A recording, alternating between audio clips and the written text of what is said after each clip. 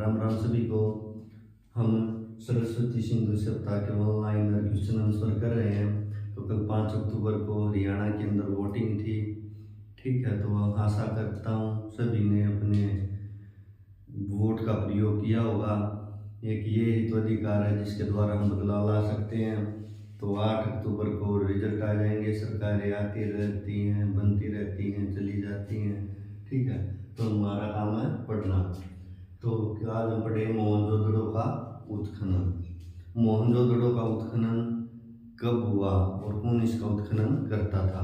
मोहनजोदड़ो का उत्खनन 1922 में। कब? 1922 में, ठीक है। किसने किया? आर.डी. बनर्जी ने। आर.डी.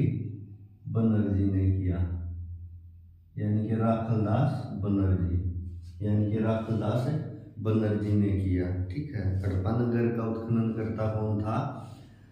दयाराम साहनी 1921 में। फिर क्या हुई? सरस्वती सिंधु सभ्यता को गणतंत्रात्मक माना गया है। सरस्वती सिंधु सभ्यता को गणतंत्रात्मक यानी कि जनता का शासन, ठीक है। ये बात किस व्यक्ति ने कही थी? ये बात कही थी हंटर महोदय। सरस्वती सिंधु सभ्यता को गणतंत्रात्मक किसने कहा? ये कहा था हंटर। एक व्यक्ति था हंटर, जिसको हंटर महोदय कहते थे, महोदय, ठीक है। उसने क्या है? सरस्वती सिंधु सभ्यता को गणतंत्रात्मक सभ्यता माना है। फिर है मेसोपोटामिया। मेसोपोटामिया क्या एक सभ्यता थी? ये समकालीन सभ्यता। समकालीन मतलब उसी काल की। किसकी? हड़प्पा सभ्यता या सरस्वती सिंधु सभ्यता की समकालीन सभ्यता थी, ठीक है। और मेसोपोटामिया सभ्यता का नगर संचालन, जो शासन था वो किसके हाथ में था? वो संपूर्ण भूमि के मालिक कौन थे? देखो, हंटर महोदय ने क्या बता दिया कि सरस्वती सिंधु सभ्यता गणतंत्रात्मक थी, ठीक है। लेकिन मेसोपोटामिया सभ्यता का नगर संचालन और संपूर्ण भूमि, जो भी मेसोपोटामिया की जमीन थी, ठीक, उसके मालिक कौन होते थे? जो शासन जो चलाते थे वो पुरोहित चलाते थे। कौन चलाते थे? पुरोहित। पुरोहित क्या होते थे? शासक, ठीक है। और ये जो संपूर्ण भूमि के मालिक, जो पूरी जमीन थी, वो किसकी थी? मंदिरों की। किसकी थी? मंदिरों की, ठीक है। किसकी जमीन थी? सारी की सारी मंदिरों की जमीन थी, ठीक है।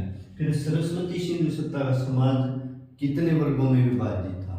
सरस्वती सिंधु सभ्यता का जो समाज था वो कितने वर्गों में विभाजित था? 2 वर्गों में। कितने वर्गों में विभाजित था? 2 वर्ग में, ठीक है।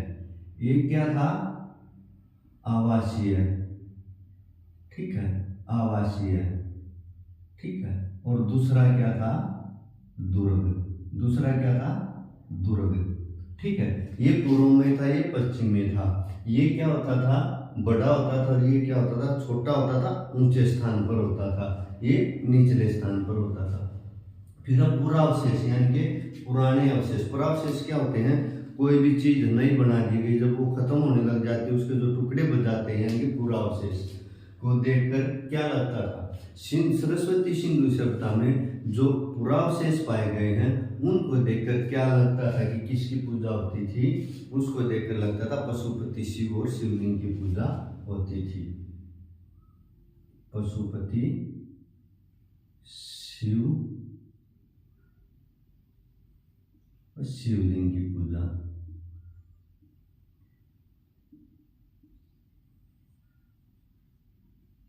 ठीक है।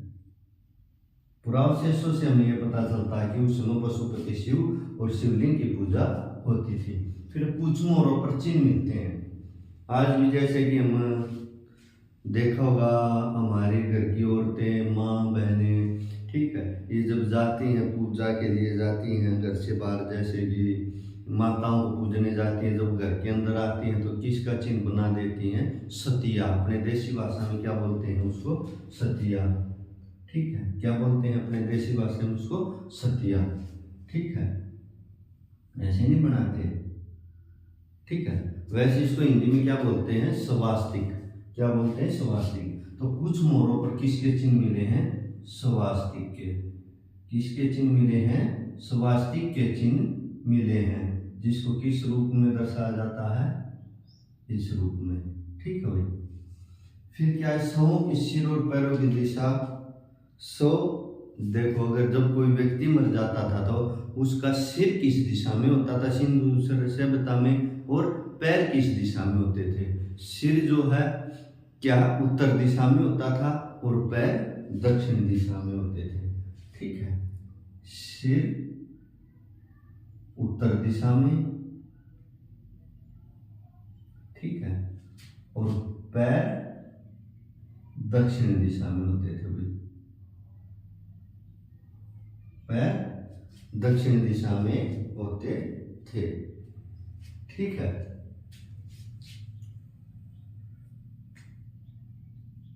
सरस्वती सिंधु सभ्यता के अंदर जब शव का दाह संस्कार किया जाता था या फिर उनको समाधि दी जाती थी तो सिर उत्तर दिशा में और पैर दक्षिण दिशा में होते थे।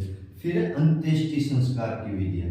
अंत्येष्टि क्या होती है, जब कोई व्यक्ति मर जाता है, ठीक है, हम उसको क्या कहते हैं, या तो उसका दाह संस्कार करते हैं या उसको दफन करते हैं।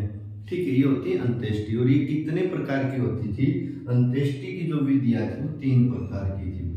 कितने प्रकार की थी, 3 प्रकार। ठीक है, नंबर 1 था आंशिक समाधि, आधी अधूरी। ठीक है, आंशिक समाधि। नंबर 2 क्या था, नंबर 2 पर थी क्या है, संपूर्ण समाधि। ठीक है,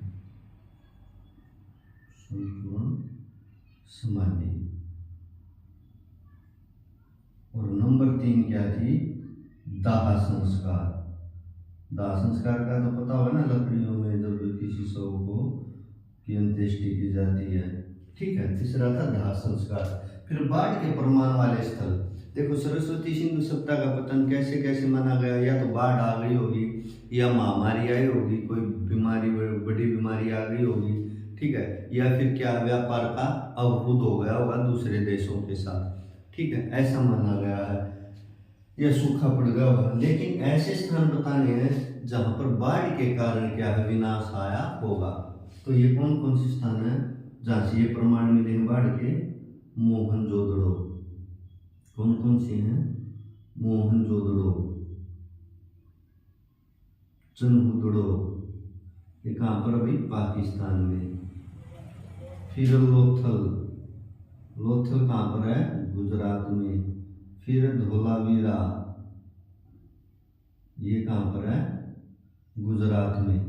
ठीक है, लोथल क्या थी, धोलावीरा क्या है, सबसे बड़ा नगर, और लोथल क्या थी, लोथल ये बंदरगाह थी। क्या थी, बंदरगाह थी। ठीक है, और फिर क्या है, भगतराव।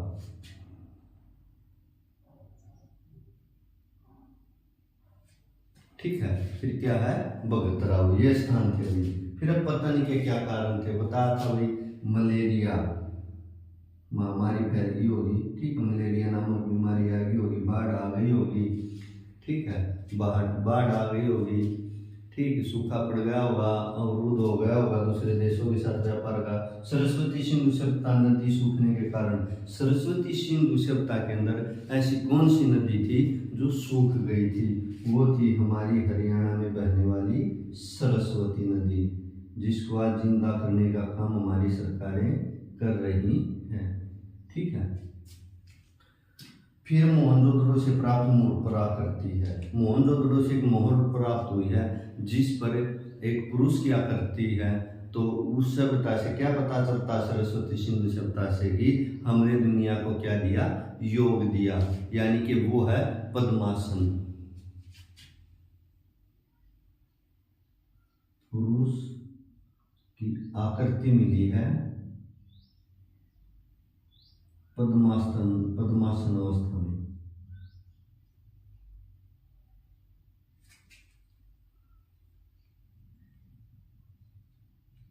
ठीक है,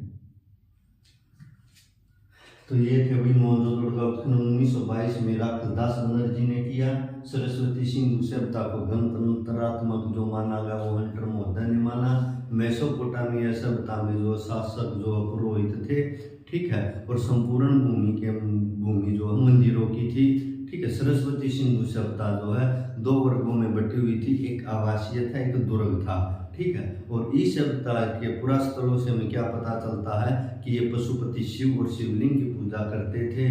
कुछ मूलों पर सरस्वती सिंधु सभ्यता में सात्विक का चिन्ह मिला है, ठीक है। सरस्वती सिंधु सभ्यता में जो है 100 का सिर जो है उत्तर दिशा में होता था और पैर दक्षिण दिशा में होते थे, ठीक है। और अंत्येष्टि की जो 3 प्रकार की विधियां होती थी, एक आंशिक समाधि, एक संपूर्ण समाधि और तीसरा था दाह संस्कार, ठीक।